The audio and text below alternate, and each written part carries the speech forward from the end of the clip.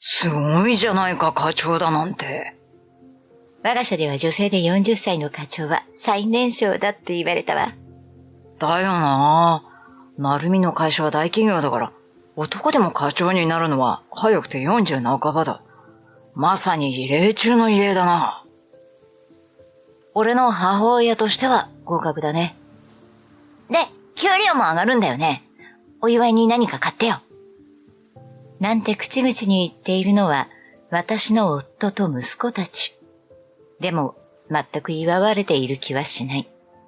私が仕事を頑張ってこれたのは義母の協力あってこそのものである。でもその義母はこのテーブルにはいない。義母は自室で一人食事をしているのだ。私は雲井成美40歳。大企業勤めの兼業主婦である。夫は私の勤める会社の取引先の社員で、何度かうちの会社に来る機会があって知り合った。人当たりが良くて話しやすく、交際して1年後に結婚という運びになった。当時私は26歳。夫は4歳年上の30歳だった。その時、夫にはすでに2人の子供がいた。夫は大学卒業と同時に結婚し、26歳で長男達郎を、28歳で次男健介を授かった。前妻は夫の高校の同級生だったそうだが、次男を産んだ後体調を崩し、出産後半年で他界してしまったということだ。義実家には義両親が健在でいたので、子供たちの世話はほとんど義母がしている状態だった。26歳で2人の子供の母になることに、両親は心配をしたが、反対することはなかった。私は高校の時にひどい月経痛で病院で検査を受けたことがある。その時に排卵異常があって、将来的に妊娠することは難しいかもしれないと医師に言われていた。かなりショックだったが、もともとキャリアウーマン志向だった私は、それなら仕事に生きようと思った。だから大企業に総合職で入れた時はすごく嬉しかった。それがまあ、こんなに早く結婚するとは思わなかったが、自分に子供が望めなくても母親になれるということに魅力を感じてしまった。それに夫は私の仕事に理解があって、結婚後仕事を続けることにも大いに賛成してくれた。子供たちもいるから結婚後は義実家で同居することになっていた。でも仕事を続ける私を義両親はとても温かい目で見守ってくれた。これからよろしくお願いします。こちらこそよろしく頼みます。仲良くしましょうね。こんなにしっかりしたいい嫁が来てくれるなんて、茂雄にはもったいないくらいだ。なんて言ってくれたりして本当に嬉しかった。私は仕事優先の生活ができ、義母の家事は完璧で同居してよかったと心から思った。料理が得意で、特に義母が焼くパンなんてほぼプロ並みだった。ところが、結婚して半年目に義父が急逝してしまった。義両親はとても仲のいい夫婦だったので、義母はとても落ち込んでいたが、それでも気丈に振る舞って、今まで通り家事や子供たちの世話をしてくれていた。しかし、この頃から夫の義母に対する態度が変わっていった。なんとなくよそよそしいというか、冷たい感じがする。義母が話しかけても返事しているのかどうかわからない生返事。時々すごくイラッとした口調で言い返していることすらある。前にはこんなことなかった。ねえ、お母さんと何かあったの？最近あなたの態度がお母さんに対して冷たいというか、邪険というか。実はさ、私はこの時、初めて夫と義母がなさぬ仲であることを聞かされた。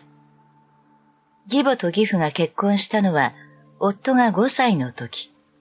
実の母親と義父は夫が1歳の時に離婚したと聞かされているが、詳しい事情は知らなくて、今は生みの母がどこでどうしているのかも、顔も知らないとのことだ。5歳といえば、物心もしっかりある頃だから、義母が実の母でないことは、夫も最初から承知している。どうして今までそのことを言わなかったの？今となっちゃ、母さんが実の母かどうかなんて、もうどうでもいいと思っていたし、改めて言うほどのことでもないと思ってたんだよ。まあ、確かにそうかもしれない。私はこの話を聞いて、今までよりさらに義母に親近感を持った。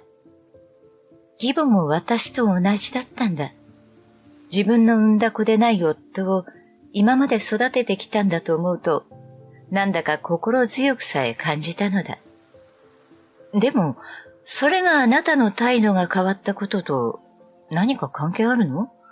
お父さんが亡くなっても今まで育ててもらったことに変わりないでしょ？それがさ、あの女、親父が亡くなった途端、本性を出してきたんだよ。本性って？親父の財産を独り占めしやがったんだよ。どういうこと？この家も何もかも全部自分のものにして、俺には1円も渡さないって言うんだ。結局、金のために親父と一緒にいたってことだよ。まさか。マジで信じられないよな。あんな女、もう母親でも何でもないよ。夫が嘘を言っているとは思わないが、とても信じられなかった。いつもにこやかで優しい義母がそんなことを言うなんて、何か誤解があるのではないだろうか。そう思って私は、ある時義母に尋ねてみた。でも、義母は否定しなかった。本当よ。茂雄にこの家の財産を渡す気は全くないわ。というか、あの子に渡す財産なんて何もないから。この家の名義は義母で、義父には貯金もまるでないというのだ。勤めていた会社も外資系で退職金制度もない。亡くなってお見舞い金は出たそうだが、義父の葬儀で使ったから何も残っていない。だから夫に渡すお金はないとのことだ。ないものは仕方ないとは思ったが、夫が納得しない気持ちもなんとなくわかる。とはいえ、私も夫も働いているし、家は今まで通り住めるのだから、それでいいのではないかという気もする。義母は今まで通り、家事も子供たちの世話もきちんとしてくれていたので、私にとってありがたい存在であることには変わらなかった。でも、夫はどうしても納得がいかなかったのだろう。それからどんどん義母に対して態度が悪くなった。それに、子供たちにも何か言っているのか、それまでばあばと言って慕っていた子供たちも少しずつ義母と距離を置くようになっていった。二人が中学に上がった頃には義母を完全に無視している状態だった。さすがにこういう状態は良くないと思って、夫にも子供たちにも何度も注意をしたが、三人とも全く聞いてくれない。おばあちゃんにもう少し優しくしてあげて。私が遅くなっても、うちで美味しいご飯を食べられるのは、おばあちゃんのおかげなのよ。おばあちゃんはうちの居候だって、父さんが言ってた。だからその見返りに、家事くらいするのは当たり前なんだ。感謝する必要はないって。父さんの言う通りだと思う。収入もないのに、うちにいるんだからさ。ばあちゃんが欲張りで、俺たちの財産も何もかも取り上げた。強欲ババアだってさ。あなたたちの財産って？だって、じいちゃんの財産、独り占めしたんだろ？やっぱ、生産性のない女って金に執着するんだよね。などということを平気で言うようになった。こんなことを口にするのは、夫の影響ほかならない。夫には子供たちに余計なことを吹き込まないように言ったのだが、こっちも私の意見など聞いてはくれない。だって本当のことじゃないか。お母さんは、うちには財産らしい財産は何もなかったって言ってるんだし。そんなわけないだろ。たとえ本当にお母さんがお父さんの残したものをあなたによこさなかったとしても、別にいいじゃない。それで贅沢してられるわけでもないし、家事もいろいろしてもらってるし。いいわけないだろ。俺は親父の実の息子。あの女は他人じゃないか。今だって家事はほとんど全部してくれているのよ。私は仕事もどんどん忙しくなってほとんど何もできていないのに文句だって言われたことないし。この家に住み続けるなら当然のことだろ。まったく目障りだ。とっとと出て行ってくれればいいのに。バカなこと言わないで。義母がいなくなってしまったら困るってことがなぜわからないのだろう。夫も息子たちも家事を手伝うなんてことまるでしない。何もかもやりっぱなし、散らかし放題。子供たちの世話はできる限り私がするようにしているが、仕事との両立は一人ではとても無理だ。家事だって義母がいるからこそ成り立っている。夫も息子たちもそれには感謝すらしないで、成長とともに横暴になるばかり。最近では義母なんてまるでいないかのような扱いだ。私の仕事は忙しくなるばかりで、週のうち3日は残業でくたくたになって帰ってくるありさま。そんな私に義母は夜食まで用意していたわってくれる。夫も息子たちも私に文句を言うことはないが、特に優しい言葉をかけてくれるわけでもない。なんだかなぁと思うことも多い。食事も義母が作っているにもかかわらず、義母は自室で一人で食べている。私が一緒に食べましょうと誘っても、今じゃ義母の方が首を横に振る。私がいない方が平和でしょ。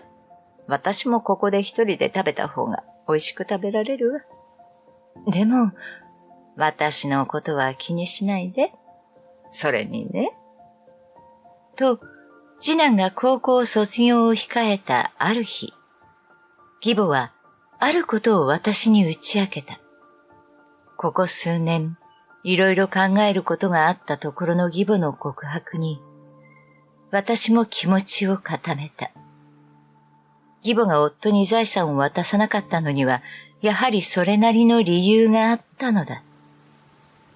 そうして、次男の高校卒業式当日、卒業式が終わって、私と夫と次男は一緒に家に帰宅した。中に入って、リビングのテーブルに残されていた書類に目を通した夫は、血相を変えて義母の部屋に飛び込んだ。その部屋からは、すでに義母の荷物の一切がなくなっていた。もう何年も義母の部屋に足など踏み入れたことのない夫は、義母の部屋から少しずつ荷物が消えていたことにすら、まるで気づいていなかったのだ。どういうことだ？どうかしたの？どうかしたのじゃないだろ。あの女、どこに行ったんだ？あの女って？ここにいたあの女だよ。どうしたんだよ、父さん、そんなに慌てて。って、ばあちゃんの荷物、どうしたんだ？次男も義母の部屋を見て、少し目を丸くしている。そうしたらそこに、長男も帰宅した。父さん、どうかしたの？いないんだよ、ばあちゃんが。お前、何か聞いてないのか？だから誰のことを言ってるの？ばあちゃんだって言ってるだろ。何とぼけたことを言ってるんだよ。おばあちゃんなんてもともといなかったじゃない？は？ちょっと母さん、何言ってるんだよ。てか別にいいじゃん。もともと空気みたいな存在だったし、いなくなってせいせいじゃん。そう。この三人は、もう何年も義母と口すら聞いていない。なのにいざいなくなったからって、何を慌てることがあるのか。もう最初からいなかったも同じ扱いをしていたくせに。夫は金のないババアになんて存在価値もないなどと言っていたし、長男も家事しかできない生産性のない女なんて生きてる意味あんのと平気で口にしていた。次男もババアが同じ屋根にいると空気が汚れるなんて笑いながら言っていた。一体誰のおかげでここまで成長したと思っているんだか。義父が亡くなってからの16年間、夫も長男も次男もずっと義母を嫌い続けてきたのだ。いなくなるのは遅いくらいだ。健介の言う通りよ。もうとっくにいない人になっていたじゃない？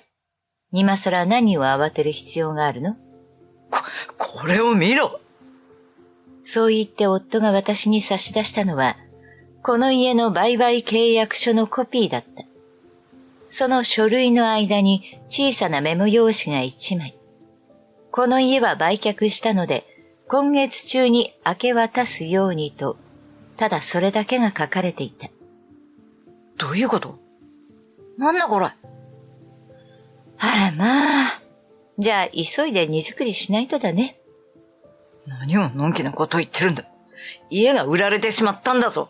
あのババア。売った金は逃げ出したのか、ばあちゃん。ひでえババアだ。あなたたち、何か勘違いしているようだけど、この家はもともとお母さんだけのものよ。だってじいちゃんが残した家じゃないか。父さんだって相続の権利はあるはずだ。確かにこの家は亡くなった義父が建てた家である。私がこの話を聞かされたのは次男が高校に入ってからだ。こんな家族扱いをしていない人たちといつまでも一緒にいる義母が私には不思議に思えた。私ならこんな扱いを受けたらとっくに出ていくのにと言ったのだ。そうしたら義母は義父との約束だからと言った。夫はお金の管理が本当にできないくせに目先の欲にすぐ走る。大学を卒業して1年ほどが過ぎた時に大学の先輩に誘われて投資詐欺に引っかかり闇金に手を出し、たったの半年で莫大な借金を背負って義父に泣きついたのだ。当時、夫の繊細のお腹には長男が宿っていた。見捨てることもできず、家を担保にお金を借りようとしたのだが、義母がお金を出した。義母には亡くなった義母の両親から受け継いだ遺産があった。それを使ってくれと義母が申し出ると、義父はその代わりに家を義母の名義にしようと言った。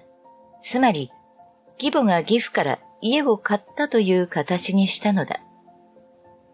だから名実ともに家は義母だけのものである。結婚前、夫が後輩たちに慕われている頼もしい人間だなんて思ったのは大きな間違いであった。ただ後先考えずいい格好をして何でもご馳走したりおごったりするからおだてれば何でも支払ってくれると後輩に思われていただけだ。結婚して数年が経った頃には夫のそんな顔が私にも見えるようになった。とにかくお給料をもらったらすぐに使ってしまう。二人の子供たちのことなど全く考えていない。そんな我が家を支えていたのは義母である。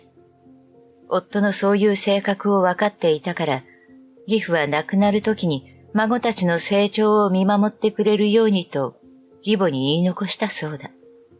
何があっても決して夫にまとまったお金を渡さないようにと。義母はその言葉を守り、次男が高校を卒業するまではこの家にいようと決意していたとか。それに自分が出ていけば私に負担がかかるのは必須。責任感の強い私は子供たちのためにと無理をするだろうと思ったそうだ。でも先日、次男も無事に高校を卒業する年になった。その卒業式の日に家を出るつもりだと義母は私に打ち明けた。もちろん大賛成だった。義父が亡くなってから16年。よく今まで辛抱されたと心から思っている。義母のその言葉を聞いて、私の決心も固まった。じゃあ、この家は本当にばあちゃんのものだったのか？そうよ。それから達郎健介、よく聞きなさい。この家どころか、あなたたちの学費も全部出してくれていたのは、おばあちゃんよ。は？達郎、あなたは自分の頭の良さを散々自慢していたけれど、学校で学べたのは、あなたが馬鹿にしていたおばあちゃんのおかげ。まさか。健介、あなたが公立高校の受験に失敗しても、お金のかかる私立高校に行けたのは、おばあちゃんがお金を出してくれたからよ。ばあちゃんが。おばあちゃんは確かに、おじいちゃんが残した預貯金をお父さんには渡さなかった。それは、全部あなたたちに使うため。お父さんに渡したらあっという間になくなるからよ。この話を聞かされたのも、義母がこの家を出て行く準備を始めた時だ。私たち夫婦はお互い働いていたこともあって、お給料は各自で管理している。結婚するときにお互いの給料はお互いで管理して、万一離婚になっても財産分与はしないという書類を作っていた。それは義父の意見であった。義父は夫のお金遣いの荒さから何かを予測していたのかもしれないと今ならわかる。そしてそのことに感謝している。生活費は義母にお互い決まった金額を渡して、それで賄ってもらっていた。まさか夫がここ数年、それすらも怠っていたなんて、まるで知らなかった。夫は子供たちが中学に上がった頃から、どんどんその金額を減らし、長男が高校へ入った頃には、私が義母に渡している金額の3分の1にも満たなかったそうだ。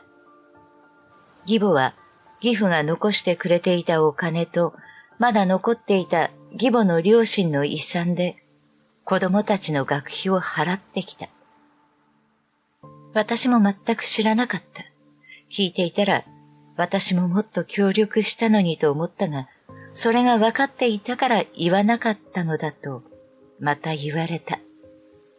本当に、どこまで忍耐の人なんだ。私には到底真似できないわ。義母も夫にいろいろ言ったこともあるそうだが、それから全く無視されるようになった。義母にろくにお金も渡さないで生活していたのに、よくも財産を独り占めしたなんて言えたものだ。それでもとにかく、次男が高校を卒業するまではと、心に決めてやり過ごしていたとのことだ。でも、おばあちゃんももういないことだし、これからはあなたたちだけでやっていくことね。大丈夫なのか？おい、俺の大学の費用はあるんだろうな。あ、そういえば、健介の大学の入学金、早く払うように請求書来てたわよ。最後通告来てたから、その期日までに払わないと入学取り消しだって。嘘。大丈夫だ、それくらい。と、夫が胸を叩いていたので、息子たちは少しほっとしたような顔をした。何をもって大丈夫というのか、多分この人には貯金など全くないはずだ。もしや、と思っていたら、夫は想像通りの言葉を口にした。うちにはお母さんがいるじゃないか。課長に昇進したことだし、給料も上がった。お前らの大学費用なんてへでもないさ。この際だ。お母さんにタワマンでも買ってもらえばいい。そりゃそうだね。さすが父さん。確かにそうだ。母さんは大企業勤めなんだし、心配することはないよな。まったくこのバカ男3人どもは、どれだけ人の力ばかり当てにするんだか。私は義母じゃない。そんな役回りごめんだし、こんな人たちのために働く気もない。それがね、私、会社をクビになったの。だからもうお金もないのよ。はあ？嘘だろ？ほんと。だって、お前、この間課長になったばかりじゃないか。部下がね、ミスしちゃって、管理責任を問われたの。でも大丈夫よね。私には、あなたたちがいるんだもの。は？幸い健介も高校を卒業したことだし、大学進学は諦めて働いてくれればいいのよ。達郎ももう大学行ってる場合じゃないけど、みんなで一緒に頑張りましょう。それが家族よね。ふざけんな。お前の取り柄は大企業勤めで給料がいいってことだけだろ。それがなくなったらただの役立たずババアだ。そんな奴の面倒誰が見るか。そう。達郎も健介も同じ考え？当たり前だ。お前なんか他人じゃないか。金がないなら一緒にいる意味なんてなくね？そうだよ。父さんや兄ちゃんの言う通りだ。金輪際母親面するんじゃねえ。わかった。じゃあ私も出ていくわ。じゃあ、これにサインしてくれる？離婚届？随分と用意がいいな。私に収入がなくなったら、きっとそう言うと思ったのよ。私はお母さんみたいにみんなに邪魔者扱いされてまで我慢して居続けられるほど強くないから。なんだ、わかってんじゃねえか。夫は私の言葉にうなずいて、さらさらと離婚届にサインして私に起こした。思った通りだ。私は義母を見ていて、まるで自分の将来を見ているような気がしたのだ。この人たちは私にお金がないと分かったら、きっと私のことも義母のように邪魔にするに違いないと。そして私は、それに耐えるほどの思いもない。義母には亡くなったとはいえ、義父という心の支えがあったが、私には、それもない。人生をやり直すなら、早い方がいいと思った。それはそうとお前、ババアの居所知ってるんじゃないのか。知らない。本当に？ええ。ところでさ、お前、これから実家に帰るのか？そのつもりだけど。じゃあさ、俺たちもしばらく居候させてくれ。は？何なんだ、その突拍子もないアイデアは。今離婚届にサインしたばかりだっていうのに。しかもババア呼ばわりして、もんなし女はいらないとまで罵倒しておいて、その実家に厄介になるって本気で言ってるのか。お前の実家なら、家賃もいらないだろ。と夫が言ったら、早速長男も次男もその言葉に乗った。確かに父さんの言う通りだ。この家売られたんなら、とりあえず住むところ必要だしな。そうだな。母さんの実家ってボロいし、貧乏臭いじじばばはいるけど、この際我慢してやるか。本当に、うちに来れるなんて思っているのか。一体どういう神経しているんだ。もうやってられないわ。うざい。え？マジでうざいわ、あんたら。なんで私が赤の他人のあんたらをうちの実家に居候させなければいけないのよ。ふざけたこと言ってんじゃないわよ。私は他人なんでしょ。金輪際関わらないで。そう言って家を飛び出した私は、その足で離婚届を提出した。ちなみに、会社をクビになったなんて真っ赤な嘘である。でももし、それを聞いて家族で力を合わせて頑張ろうとか言われたら、私にも少しくらい考え直す余地があるのかなと思ったのだ。でも、見事に期待を裏切らなかったあの人たちには、心底愛想が尽きた。もうどうなろうと知ったことではないわ。仕事が忙しくても、それなりに母親業もやっていたつもりだ。残業で遅くなっても、次の日は朝早く起きてお弁当も作っていたし、学校の行事には無理をしても参加していた。子供たちが熱を出した夜には夜通し看病もした。そんな私の心なんて何も伝わっていなかった。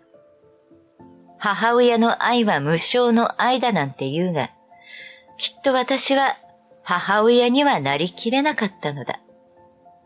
何も求めない代わりに何も求められたくない、とそう思ってしまったのだから。その後、元夫たちは家を追い払われ、今は6畳一間の安アパートで3人一緒に暮らしている。貯金など一切ない元夫に子供たちの大学費用を払うことはできず、長男は中退、次男はせっかく受かった大学に入学すらできなかった。二人とも荒れて、元夫のせいだと毎日喧嘩ばかりしているそうだ。元夫が私が実際はクビになっていないことを知って、現状を涙ながらに訴え、復縁しようと言ってきたが、当然きっぱり断った。その後、噂で聞いたのだが、元夫は毎日ろくに洗濯もしていないような服装で会社に来て、同僚や後輩たちにお金の無心をして返さないことが度重なり、それが問題視されて自主退職を促され辞めたそうだ。元家族たちとは義母を除いてすべてブロックしたから、今はどこでどうしているのか知らないし、知りたいとも思わない。義母はあれからなんとパン屋を始めた。前からやりたかったそうで、小さなパン屋だがとても評判がいい。私も時々買いに行っているが、生き生きして楽しそうな義母を見ると、こっちまで励まされる。私も義母に負けないよう、これからも仕事を頑張って前向きに生きていこうと思う。